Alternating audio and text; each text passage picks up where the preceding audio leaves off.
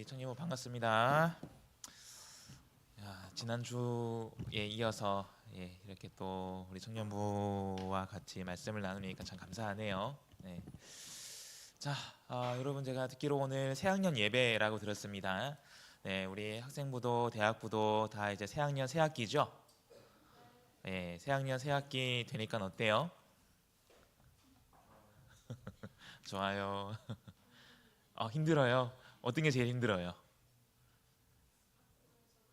그래서 새로운 환경에 적응을 한다는 게 쉬운 일이 아니죠. 네, 뭐든 그런 것 같습니다. 저희가 어떤 환경이든지 새로운 환경에서 새롭게 적응하고 새롭게 시작한다는 것 참 쉬운 일은 아닙니다.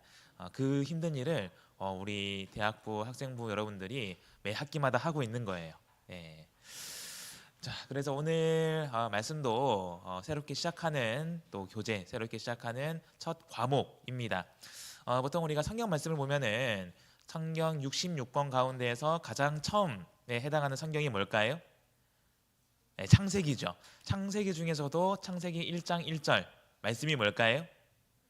태초에 하나님이 천지를 창조하시니라. 야, 대단합니다. 어떻게 이걸 외우고 있지? 예. 그래서 우리가 성경 많은 말씀이 있지만 가장 첫 말씀이자 우리가 어릴 때부터 많이 듣고 많이 배우고 많이 외웠던 말씀이 바로 이 말씀이잖아요. 자, 그래서 오늘은 창세기 1장의 말씀을 가지고 우리가 함께 하나님의 말씀을 나누고자 합니다. 자, 그래서 오늘 제목은 같이 읽겠습니다. 시작. 보시기에 좋았더라 라는 제목으로 오늘 함께 말씀 나누도록 하겠습니다. 자, 우리 함께 묵도하시고 오늘 말씀 시작하도록 하겠습니다. 함께 묵도하겠습니다. 할렐루야, 아멘. 자, 예수 그리스도 이름으로 우리 청년부 말씀 증거하도록 하겠습니다. 자, 오늘 함께 나눌 본문의 말씀은 창세기 1장의 말씀입니다.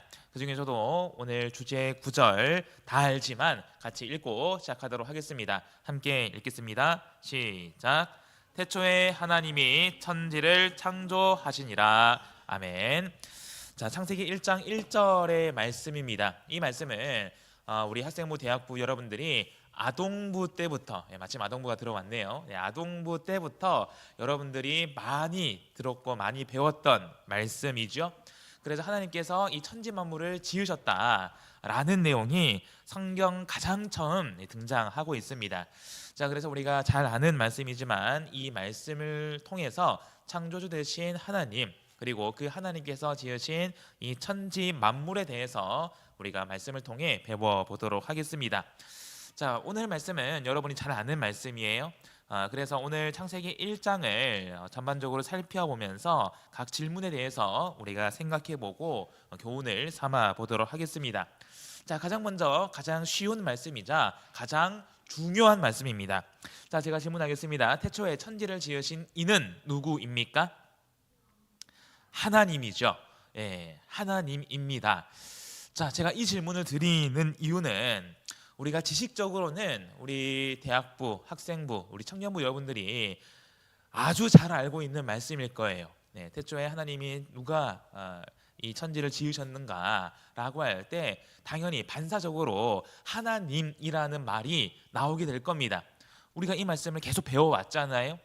자, 그런데 제가 정말로 궁금한 것은 그리고 정말로 여러분들에게 질문하고 싶은 것은 여러분들은 정말로 내 마음속으로 하나님이란 분이 살아계시고 그 하나님이 이 천지 만물을 지으셨다라는 것을 믿고 인정하고 있느냐라는 것입니다. 네. 한번 이 질문을 여러분 스스로 마음속으로 한번 해보세요. 나는 정말 하나님이란 존재가 있다고 믿는가? 네. 사실 우리는 하나님을 믿는 사람들이잖아요. 그렇죠? 우리는 하나님을 믿는 교회의 성도입니다.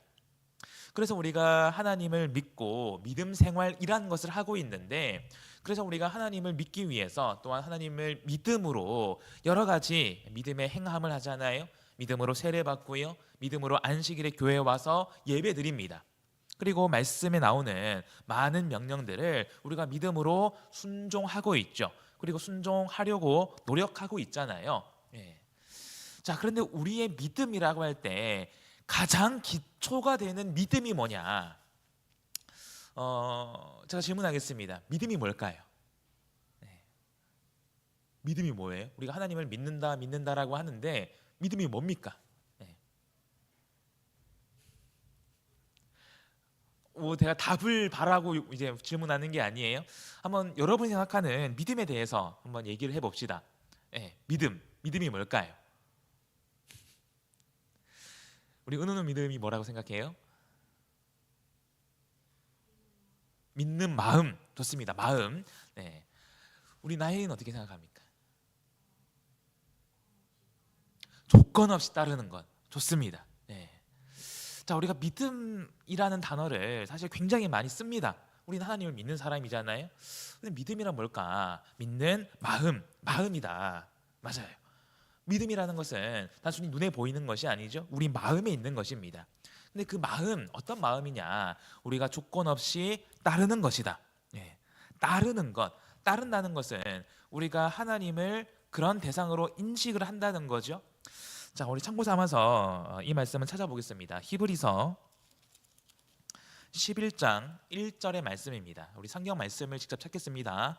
히브리서 11장 1절 말씀. 히브리서 11장 1절. 우리가 믿음에 대해서 사실 여러 가지로 정의할 수 있습니다. 자, 그런데 성경이 말하는 또 믿음의 정의가 있어요. 히브리서 11장 1절에서는 믿음을 이렇게 정의합니다. 우리 같이 읽어보겠습니다. 히브리서 11장 1절 읽겠습니다. 시작. 믿음은 바라는 것들의 실상이요 보지 못하는 것들의 증거니. 아멘. 자, 세상이 말하는 믿음과 성경이 말하는 믿음은 조금 다릅니다. 세상이 말하는 믿음이란 눈에 보이는 확실한 증거가 필요합니다. 예. 자, 그래서 예를 들어서 하나님이 계신다라고 세상에 말하면 세상은 뭐라고 말할까요? 하나님이 정말 계셔? 그러면 내 눈앞에 보여봐. 그러면 내가 믿을게. 라고 얘기하는 것이 세상의 믿음입니다. 눈에 보이는 확실한 증거가 있어야지 믿는다는 거예요. 자, 그런데 성경은 믿음을 그렇게 정의하지 않습니다. 자, 보지 못하는 것들의 증거라고 오히려 역으로 말하고 있죠. 믿음이라는 것은 내 눈에 보이지 않지만 그것이 있다고 여기는 것을 믿음이라 말합니다. 자, 우리는 하나님을 믿는 사람이죠. 하나님은 어떤 분일까요? 하나님은 눈에 보이지 않는 영적인 존재입니다. 네. 여러분 하나님 본 적 있어요? 여기 혹시 하나님 본 사람? 저도 궁금해서 물어보는 거예요. 우리 학생들 중에 교사들 중에 하나님을 직접 본 분이 계신가요? 저도 본 적이 없습니다. 근데 여러분 어떻게 믿어요? 여러분 뭘 근거로 믿어요? 네. 세상은 그렇게 말한다는 거예요. 하나님이 계신다고? 보여봐. 하나님 어디 계셔? 안 보이잖아. 하나님 없네. 그런 질문은 우리가 들으면 우리도 혼란에 빠질 수 있어요. 그러네. 난 하나님을 본 적이 없는데 난 왜 하나님을 믿고 있지? 왜 하나님이 살아 계신다고 믿고 있지? 네. 그래서 여러분 그럴 때에 우리가 혼란에 빠질 이유가 없다는 거예요. 그게 믿음이라는 거예요. 내 눈에 보이진 않지만 하나님이 계심을 인정하는 것. 네. 그래서 히브리서 11장 6절을 보면은 우리가 믿는 그 믿음의 가장 기초에 대해서 설명을 하고 있습니다. 자, 우리 6절도 같이 읽어보겠습니다. 히브리서 11장 6절입니다. 읽겠습니다. 시작.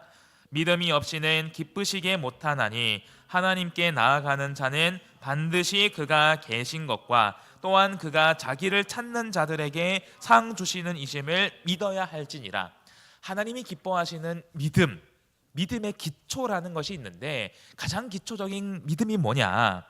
하나님이 계신 것을 믿는 믿음, 그리고 하나님을 찾는 자들에게 하나님이 상 주심을 믿는 믿음. 이 두 가지가 가장 기초적인 믿음, 하나님을 기쁘시게 하는 믿음이라는 거예요. 어찌 보면 당연한 말 같지만 이게 당연하지 않을 수 있어요. 우리는 하나님을 믿는 사람이기 때문에 그 믿음의 전제는 하나님이 계신다라는 것이잖아요. 네. 그래서 제가 실제로 제 목회를 하면서 또 교육부에 있으면서 우리 많은 청년들, 많은 학생들과 이렇게 대화를 해보게 됩니다. 자, 그런데 어떤 제가 학생과 얘기를 해본 적이 있는데 그 학생이 이렇게 제가 뭐 교사가 없어서 교사가 없다기보다는 교사가 많지 않아서 어느 날은 제가 이제 분반 교사가 돼서 우리 두 학생을 데리고 이렇게 분반 활동을 한 적이 있어요. 자, 그래서 그러면 보통 분반 교사가 진행을 하면서 여러 가지 질문을 하잖아요. 여러분도 이제 분반을 하면은 교사님들이 진행하시고 질문하시고 답하시고 그렇게 진행이 되잖아요. 예. 제가 이제 분반을 진행하는데 그 두 친구 중에 한 친구가 대답을 잘 하는 거예요. 보통 그러면 교사는 어떻게 생각할까요? 아, 잘 이해하고 있구나. 더 나아가서 그래도 믿음이 있구나라고 생각을 하죠. 예. 그래서 저도 처음 이제 분반을 하는 자리였기 때문에 생각보다 잘 이해하고 있구나. 여겼습니다. 그런데 이제 시간이 얼마 지나지 않아서 그 친구가 안 보이기 시작하는 거예요. 예. 그래서 제가 이제 물어보니 부모님은 시험 기간이라서 보통 우리가 학생들이 교회에 안 나오는 혹은 못 나오는 여러 가지 상황 이유들이 있잖아요. 대표적인 이유가 뭐 시험 기간이라서 공부해야 돼서 이야기하죠. 그래서 의아했지만 우선은 그렇게 넘겼습니다. 근데 다음 주에도 안 보여요. 그 다음 주에도 안 보입니다. 이상해서 이제 그 학부모 되신 성도님과 좀 상담을 했습니다. 들어보니 단순히 시험 때문만이 아니었어요. 오래 전부터 이제 신앙에 어려움이 있었고 소위 말하는 이제 부모님 믿음으로 데리고 나오는 거였어요. 다시 말하면 그 친구에게는 하나님에 대한 분명한 믿음이 없었던 거예요. 근데 이제 부모님이 가자 하니까 그냥 소위 말해서 끌려 나오듯이 나온 거예요.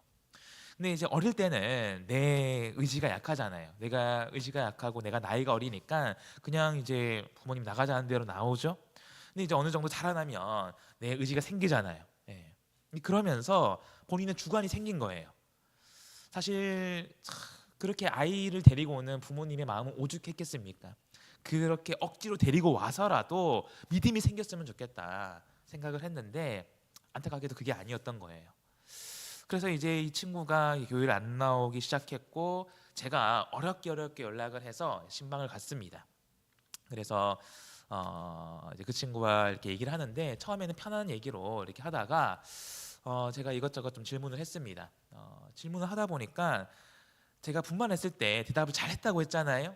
근데 알고 보니까 그게 정말 믿음으로 대답을 한 게 아니라 그냥 지식으로 그냥 내가 그렇게 배웠으니까. 또 보통 우리가 분반해 보면 압니다. 보통 대답을 하지 않으면 혹은 대답을 잘못하거나 뭐 다른 답을 하면은 교사가 그걸 수정을 해줘야 되잖아요. 그러면 더 시간이 늘어나겠죠. 예, 그래서 아는 거예요. 학습된 거예요. 아, 내가 답을 해야지 빨리 끝난다. 예. 그래서 제가 다른 건 다 그냥 내려놓고 정말 솔직한 너의 마음이 궁금하다. 예. 그래서 제가 묻고 마지막에 결정적으로 질문했어요. 그러면 누구누구는 너는 하나님이 계신다고 생각하니? 뭐라고 대답을 했을까요? 잘 모르겠어요.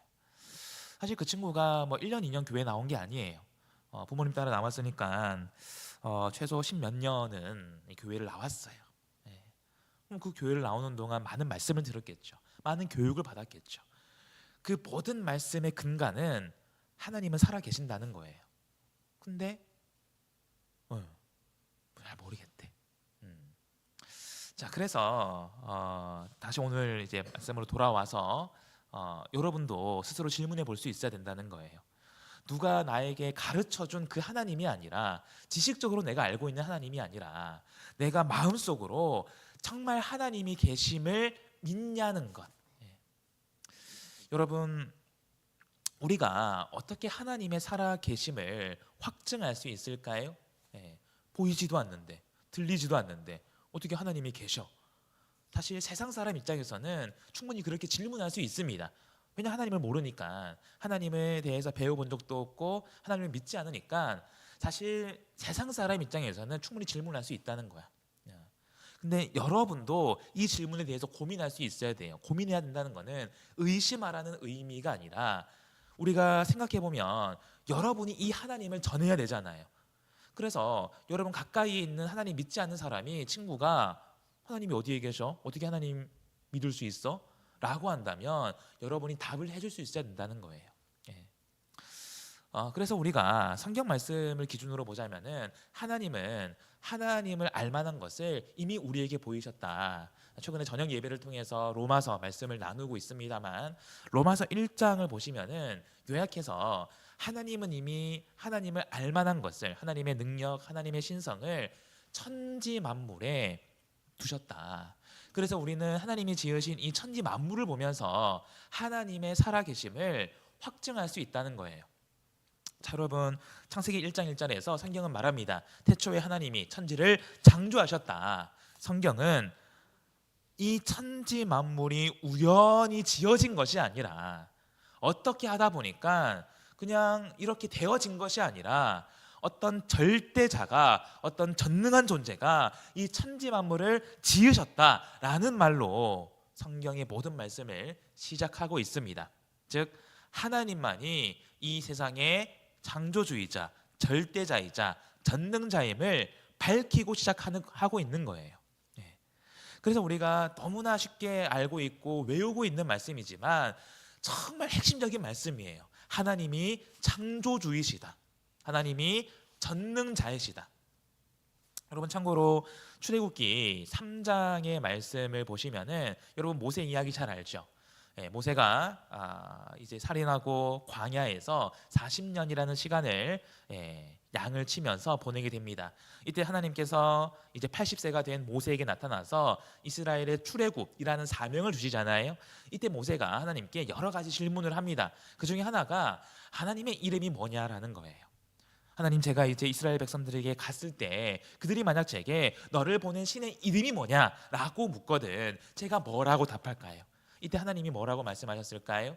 나는 스스로 있는 자니라.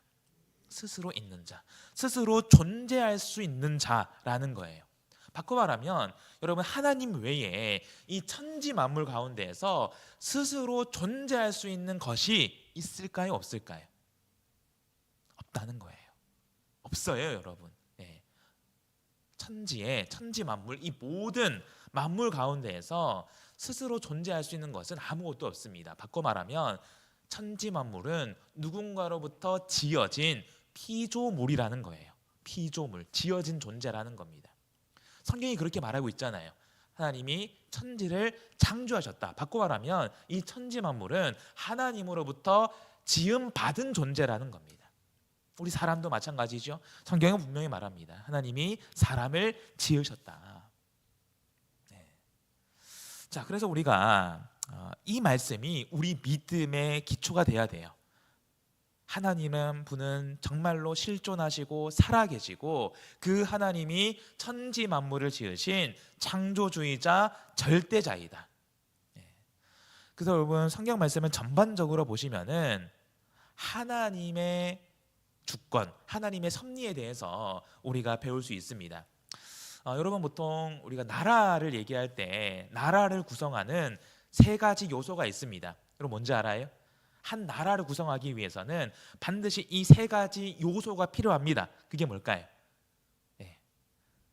그 나라에 살아가는 백성들, 국민이 필요하겠죠. 그리고 그 국민들이 살아갈 영토가 필요합니다. 그리고 그 사람들이 살아가는 필요한 권리, 즉 주권이 필요합니다. 그래서 이 세 가지를 가리켜서 보통 나라의 3요소로가 표현을 하는데, 우리가 성경을 보시면 하나님이 세우신, 하나님이 지으신 하나님의 나라에도 세 가지 요소가 있다. 똑같습니다. 국민, 영토, 주권. 국민은 하나님의 백성, 영토는 하나님의 나라. 그러면 주권, 여기서 핵심적인 것은 주권이 누구에게 있느냐. 여러분, 오늘날 민주주의 국가에서 주권은 누구에게 있을까요? 백성에게, 국민에게 있습니다. 그래서 대한민국 헌법에도 이것은 명시되어 있어요. 대한민국의 주권은 국민에게 있다. 자, 그런데 하나님의 나라의 주권은 누구에게 있을까요? 하나님께 있다는 거예요.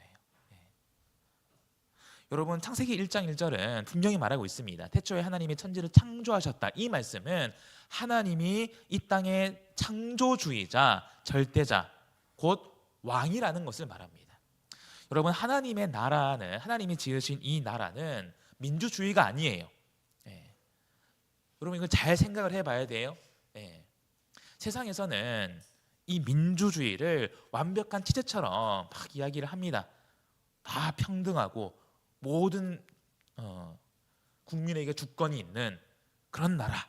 네. 근데 여러분 하나님의 나라는 그렇게 말하지 않아요. 여러분 창조주와 피조물이 대등한 존재입니까? 그렇지 않다라는 거예요. 네. 자, 그래서 우리가 이 창세기 1장 1절 하나만을 가지고도 정말 중요한 믿음을 세울 수 있다. 가장 기초적인 믿음. 하나님은 살아계시고 하나님은 우리의 창조주이다. 네. 하나님이 나의 창조주라는 것은 나는 하나님으로부터 지어진 피조물이라는 거죠. 창조주와 피조물 간에는 분명한 관계가 있고요, 분명한 질서가 있습니다. 네. 평등한 관계가 아니라는 거예요.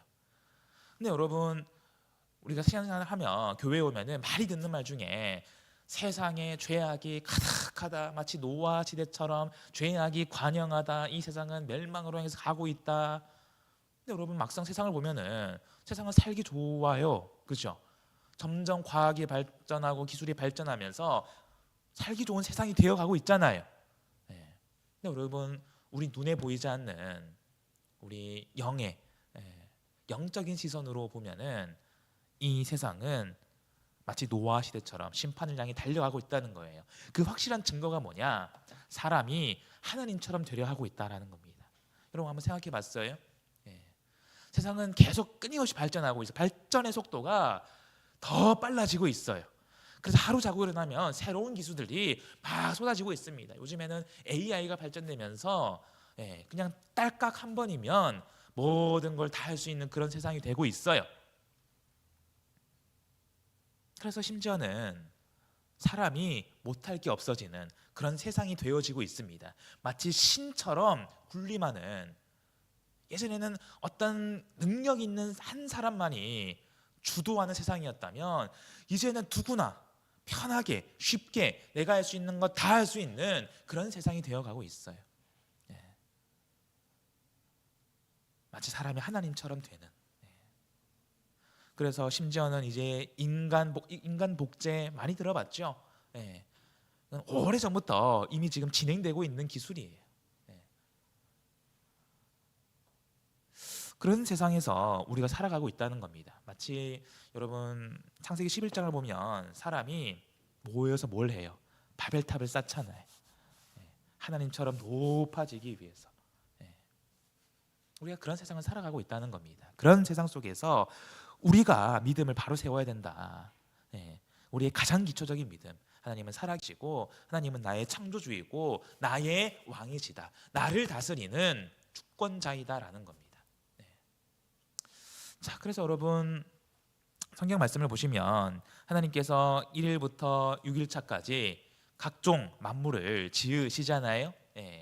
하루하루 뭘 지으셨는지는 넘어가도록 하겠습니다. 아동부 때 많이 들어봤죠? 근데 이 전체적인 내용을 보면 우리가 알 수 있는 한 가지가 있습니다. 하나님은 절대 만물을 마구잡이로 짓지 않으셨다.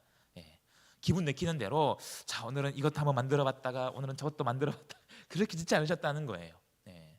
여러분 아동부 때 잘 배워서 알 거예요.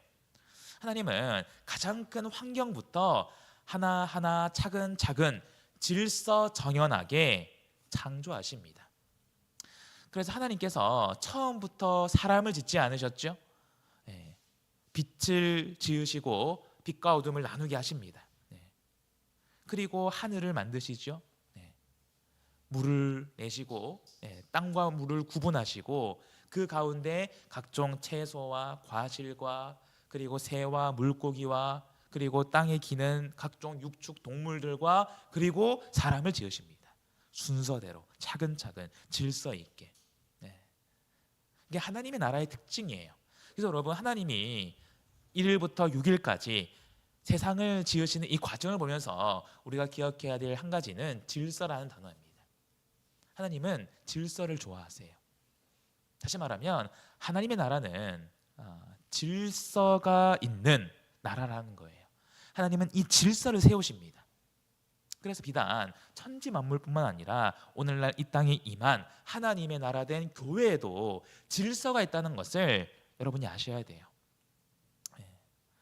그래서 여러분, 예수님과 교회의 관계를 성경은 분명히 말합니다. 예수님은 우리의 머리시고 교회는, 우리는 그의 몸이다. 네. 여기서도 상하의 질서가 분명히 나뉘어지죠. 머리와 몸. 여러분, 머리가 없이는 몸이 제대로 움직일 수 없잖아요. 예, 머리의 명령을 통해서 몸이 움직여지듯이 우리는 예수님의 말씀, 예수님의 명령 아래에 있는 그의 지체라는 겁니다. 예, 그래서 우리의 주인은 예수님, 하나님이라는 것이죠. 예. 자, 그래서 우리가 창세기 1장의 말씀을 통해서 창조주 되신 하나님과 하나님의 질서에 대해서 생각해야 된다. 그리고 비단 이것은 교회뿐만 아니라 가정에도 질서가 있어요. 예. 에베소서 5장의 말씀을 보시면은 남편과 아내의 질서, 예. 그리고 부모와 자녀의 질서. 특히 여러분, 남편과 아내의 질서를 얘기할 때 에베소서 5장의 말씀을 보면 이런 말씀이 있어요. 아내는 남편에게 순종하라. 남편은 아내를 사랑하라. 여러분, 요즘 같은 시대에 이런 말을 세상 사람들에게 하잖아요. 예. 많은 여자들이 뒤집어질 거예요. 요즘에 시대가 어느 시대 때는 아내가 남편에게 순종한다고 남편이 아내에게 순종해야지, 이게 무슨 말이야? 예. 그런 시대예요 지금이. 예. 여러분들이 알고 있는 세상적인 상식 지식으로도 언뜻 듣기에는 할 수 있는 그런 말씀입니다. 성경은 분명히 말하고 있어요. 남편은 마치 예수 그리스도께서 교회를 사랑하듯이 아내를 사랑하고, 아내는 교회가 예수님에게 순종하듯이 순종해야 된다. 그게 하나님이 세우신 질서예요, 여러분. 이걸 가지고 세상적인 교훈, 가치관, 지식들을 끌어와 가지고 이 성경은 구태의연하다, 너무 보수적이다 하면 안 된다는 거예요. 이건 하나님이 세우신 질서입니다. 그래서 우리가 하나님이 세우신 이 나라, 이 천지 만물을 보면서 우리가 그 질서에 따라갈 수 있어야 된다. 질서에 순응해야 된다라는 것입니다. 자, 그럼 중요한 것은 여기서 하나님께서 사람을 어떻게 지으셨는가? 창세기 2장과 곁들여서 우리가 두 가지로 생각을 해볼 수 있습니다. 사실 하나님의 창조의 절정은 사람이죠. 사람. 네. 하나님이 지은 천지 만물 중에서 가장 마지막에 지어진 존재가 뭘까요? 바로 사람이잖아요. 그래서 하나님은 이 사람을 그냥 짓지 않으십니다. 바꿔 생각해 보면 하나님이 사람이 살기 최적의 환경을 다 지으시고 그리고 사람을 지으셨어요. 그건 사람을 향한 하나님의 은혜이자 복이죠. 그러면 하나님께서 사람을 어떻게 지으셨는가? 창세기 2장 7절의 말씀을 보시면은 하나님은 흙으로 사람을 지으시고 그 속에 영을 불어넣으셨다라는 것을 알 수 있습니다. 자, 그래서 창세기 2장 7절에서 말하고 있잖아요. 여호와 하나님이 흙으로 사람을 지으시고 우리의 육신은 흙으로 지어졌다는 거예요.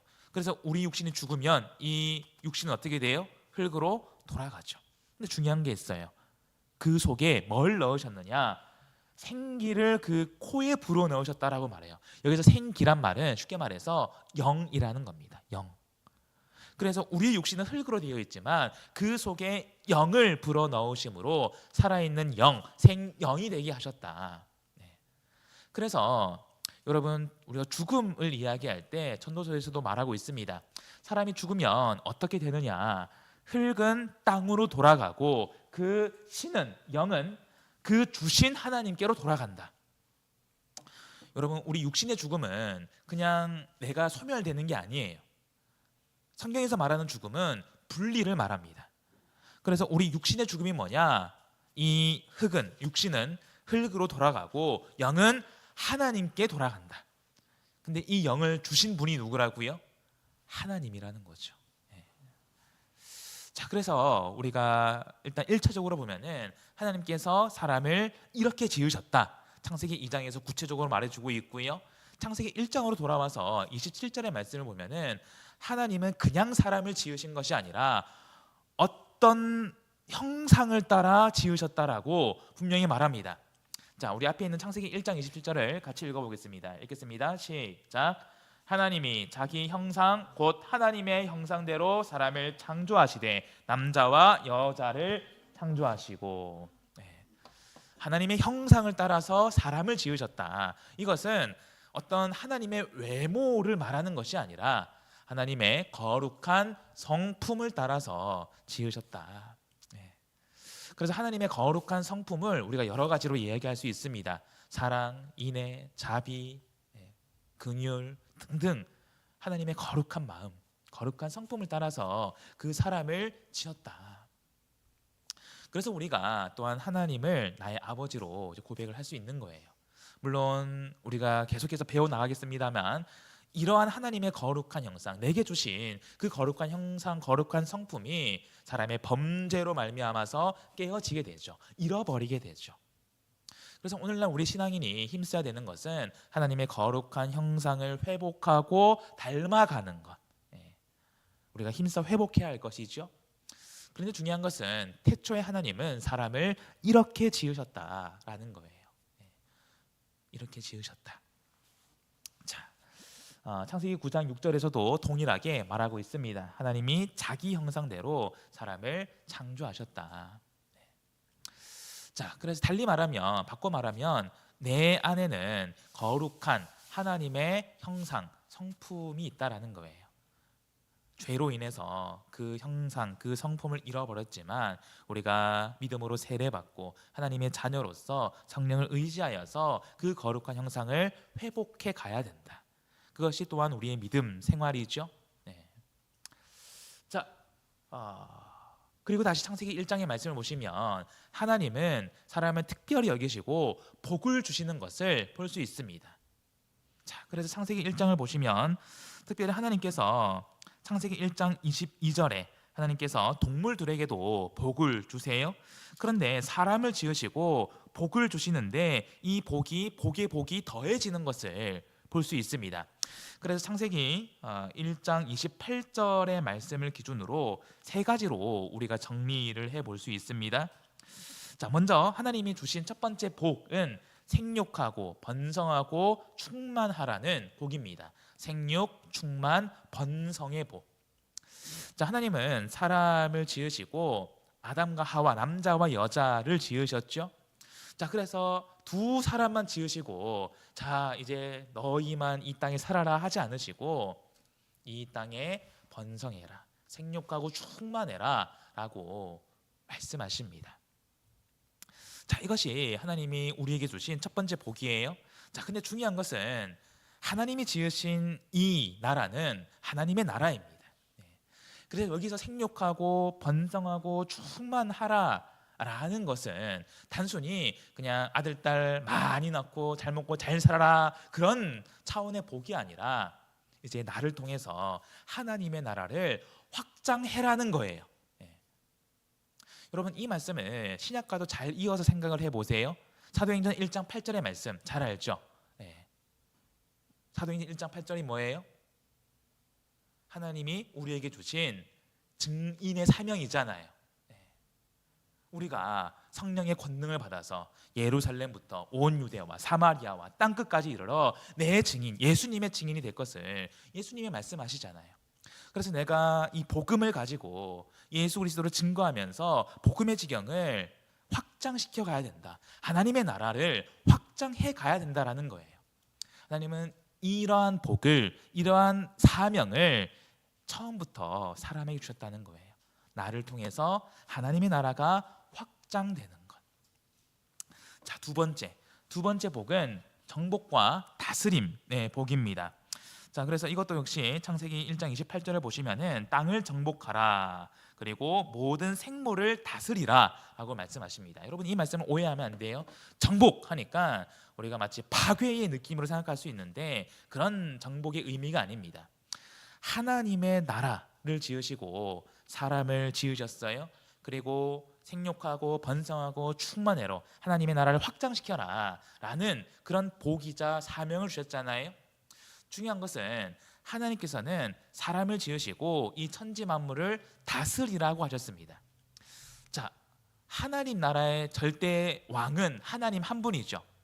그런데 그런 하나님께서 사람을 지으시고 천지 만물을 다스리라, 이 말은 곧 하나님이 사람에게 이 천지 만물을 맡기시고 잘 돌보고 관리해라는 거예요. 그래서 이것은 뭐 자연을 내 마음대로 파괴하고 이런 의미가 아니라 오히려 잘 가꾸고 잘 돌보라는 거예요. 그리고 하나님의 나라라는 관점에서 보면은 마찬가지입니다. 우리가 힘써 이 하나님의 나라를 확장해 간다면 그 나라를 우리가 잘 돌보아야 된다. 네. 내가 막 압제하고 내가 왕이 돼서 하는 것이 아니라 우리는 대리자예요. 대리자. 왕은 하나님 한 분이시고요. 하나님이 우리를 대리자로 세워서 하나님의 나라를 다스리게 하셨다. 관리하게 하셨다. 돌보게 하셨다라는 것입니다. 자, 그러면 우리가 이 두 가지 사명을 하는 데 있어서 우리가 한 가지 고민, 한 가지 걱정을 할 수 있습니다. 그게 뭐냐? 여러분, 세상 많은 사람들이 가장 많이 하는 걱정이 뭘까요? 먹고 사는 걱정입니다. 아니, 내가 하나님을 위해서 살아가면 나는 언제 돈을 벌고 나는 언제 집을 사고 차를 사고 먹을 걸 먹고 할 수 있냐? 근데 여러분, 성경을 보시면 창세기 1장 29절 제가 바로 읽겠습니다. 하나님이 가라사대 내가 온 지면에 씨 맺는 모든 채소와 씨 가진 열매 맺는 모든 나무를 너희에게 주노니 너희 식물이 되리니. 식물은 음식이라는 거예요. 음식, 먹을 식자거든요. 음식이라는 겁니다. 하나님이 사람에게 음식을 주십니다. 공급해 주세요. 그래서 우리가 생각할 수 있는 세 번째 복이 뭐냐? 바로 하나님은 우리의 필요를 채워주신다는 거예요. 의식주 가운데 정말 중요한 것이 우리 먹는 거잖아요. 그런데 하나님께서 우리의 필요를 채워주신다. 그래서 여러분, 마태복음 6장의 말씀을 보시면 너희가 무엇을 입을까 무엇을 마실까 염려하지 마라 라고 말합니다. 여러분, 우리 신앙인도 걱정할 수 있어요. 안식일에 교회 나갈 거 다 나가면 언제 공부하고 언제 성적 올려서 언제 좋은 대학 가고 언제 좋은 직장 가서 언제 이렇게 좋은 집 사고 좋은 차 사고 먹을 거 먹고 할 수 있냐? 걱정하지 말라는 거예요. 하나님은 하나님의 백성을 결코 버려두지 않으신다. 필요를 반드시 채워주신다라는 겁니다. 그래서 우리는 그런 하나님을 믿고 하나님의 나라를 확장하고 하나님의 나라를 돌보는 일에 최선을 다하면 된다. 여러분, 이 말을 오해해서 그럼 하나님이 다 책임져 주시니까 나는 24시간 교회에 와가지고 교회 일만 하면 되는구나가 아닙니다. 여러분이 세상에서 여러분의 나이에 여러분의 시기에 내가 열심히 해야 되는 그 일에 주력해야 돼요. 그래서 여러분, 안식일에 대한 말씀도 잘 보시면은 안식일을 기억하여 거룩히 지키라라고 하고 있죠. 그런데 그 앞뒤 맥락을 잘 보세요. 6일간은 힘써 일하고 안식일을 기억하여서 거룩히 지키라는 거예요.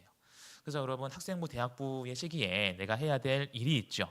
그 일에 본분에 충실하되 그 삶의 현장에서 하나님의 나라를 확장하고 그 나라를 돌보는 일에 힘 써야 된다라는 것입니다. 자, 그래서 창세기 1장의 말씀을 다시 종합적으로 보시면 하나님께서 날마다 이 만물을 지으시면서 공통적으로 나오는 성경의 표현이 있습니다. 그게 뭘까요? 보시기에 좋았더라라는 겁니다. 여러분, 그래서 창세기 1장을 쭉 보면서 이 단어가 반복되는 것을 한번 잘 살펴보세요.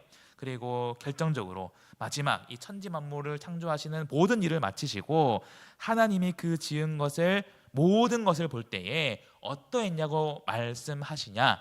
우리가 창세기 1장 31절을 같이 읽겠습니다. 읽겠습니다. 시작.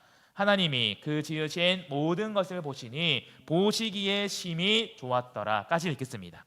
보시기에 좋았더라, 보시기에 좋았더라. 마지막 보시기에 심히 좋았더라. 여러분, 여기서 좋았다라는 것은 그냥 하나님이 좋다 하고 끝나는 그런 차원이 아니에요. 여기서 좋다라는 의미는 선하다, 완전하다라는 의미가 있습니다. 왜 하나님이 보시기에 이 세상이 선하고 완전했느냐? 하나님의 뜻대로, 하나님의 말씀대로, 하나님의 질서대로 지어졌기 때문에. 그 세상을 보시면서 하나님은 보시기에 좋았다는 거예요. 그런데 그 세상을 사람의 범죄로 인해서 사람이 결국 파괴하죠. 그래서 사람이 하나님의 나라된 에덴에서 쫓겨나잖아요. 그러면서 성경의 스토리가 시작이 되죠. 자, 그래서 우리가 오늘 새학년 예배로 새학기 첫 말씀을 함께 나눴습니다. 앞서 말씀드린 대로 여러분, 새학년 새학기입니다. 새로운 환경, 새롭게 적응한다고 애쓰고 계시죠. 자, 그런데 여러분 오늘 이 말씀을 통해서 우리가 잘 알고 있는 말씀이지만 이 질문을 가지고 새 학년, 새 학기를 임했으면 합니다. 저는 지금 하나님 보시기에 좋은 삶을 살아가고 있는가? 사실 여러분 새학년 새학기 되면 이런 질문 할 겨를이 없습니다. 적응해야 되고요, 친구 사귀어야 되고요, 공부해야 되고요, 뭐 해야 되고 바쁩니다. 예. 요즘 학생들 뭐 초등학생, 중학생, 고등학생, 대학생 삶을 들어보면은 그렇게 바쁠 수가 없어요. 예. 그래서 여러분 그렇게 하루하루 보내다 보면 어느 순간 학교 생활과 교회 생활이 분리가 됩니다. 예. 그래서 학교에서는 이렇게 지내고 교회에서는 이렇게 지내고, 예.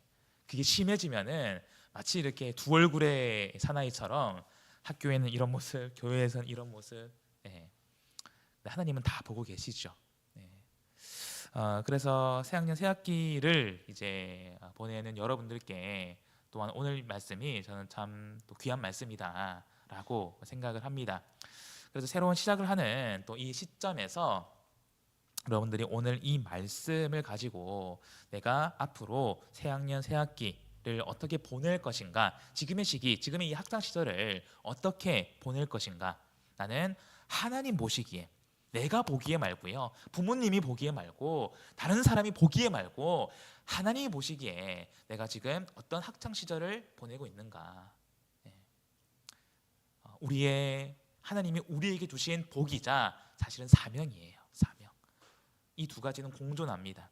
하나님이 우리에게 주신 은혜이자 복이자 사명이라는 거예요. 그게 뭐였어요? 하나님의 나라를 확장하고 하나님의 나라를 관리하는 것. 그러면 하나님께서 우리의 필요를 책임져 주신다. 걱정하지 말고 하나님의 일에 힘쓰라는 거예요. 여러분 제가 이제 오늘 말씀을 마치면서 조금 전에 전도부 회의를 했어요. 보통 1월 신년이 되면은 전도 대상자를 파악을 합니다. 전도 대상자. 그래서 내가 1년 동안 열심히 기도하고 전도하고 싶은 사람 명단을 이렇게 정리를 해요. 우리 학생부, 대학부도 전도 대상자를 혹시 파악을 했나요? 파악을 했습니까? 감사합니다. 하셔야 돼요. 간혹가다 그런 경우가 있어요. 저는 어리니까요. 저는 아동부니까요. 저는 학생부니까요. 근데 여러분 전도의 사명은 어떤 나이 많은 사람에게만 주신 게 아니잖아요. 직분 있는 사람에게 주신 게 아니잖아요. 우리 모두의 사명입니다. 그래서 하나님의 나라를 확장한다는 것을 그냥 추상적으로 생각할 것이 아니라 내가 새학년 새학기가 되면 친구를 사귈 거잖아요. 그럼 여러분 따로따로 생각하지 마세요. 얘는 학교 친구기만 한 것이 아니라 여러분 왜 우리가 친구를 사귀어요? 그냥 그게 좋으니까? 여러분 계속 전체성을 생각하셔야 돼요. 나는 하나님 나라의 백성이다. 하나님의 나라를 확장해야 된다. 다른 누구가 아니라 나를 통해서. 그러려면 내가 같이 또 어울리고 교제하고 친해지는 가운데 여러분이 그 사람을 정말로 사랑하는 친구로 여긴다면 교회로 초청할 수 있어야 되죠. 우리가 알고 있는, 내가 믿고 있는 하나님을 전할 수 있어야 되죠. 그렇게 하나님의 나라가 확장이 되는 거예요. 여러분 안 된다고 생각하지 마세요. 사실 우리가 부정적인 생각을 하면 막 여러 가지 생각이 먼저 선입견이 듭니다. 내가 뭐 우리 교회 얘기한들, 내가 뭐 하나님 얘기한들 듣겠어? 근데 그렇게 생각하지 않고 용기를 가지고 말씀을 전하는 그 사람으로 말미암아서 하나님께서 인도해 주시고 은혜 주셔서 전도의 역사가 일어났고요. 그렇게 지금 우리 교회가 여기까지 온 거예요. 그리고 이제 이 사명이 여러분들에게도 주어진 것입니다. 그래서 새학년 새학기 시작하는 시점에서 창조주 대신 하나님에 대해서 나는 정말로 하나님을 올바로 알고 올바로 믿고 있는지 돌아보고 그 하나님에 대한 확신을 가지고 복음을 전하여서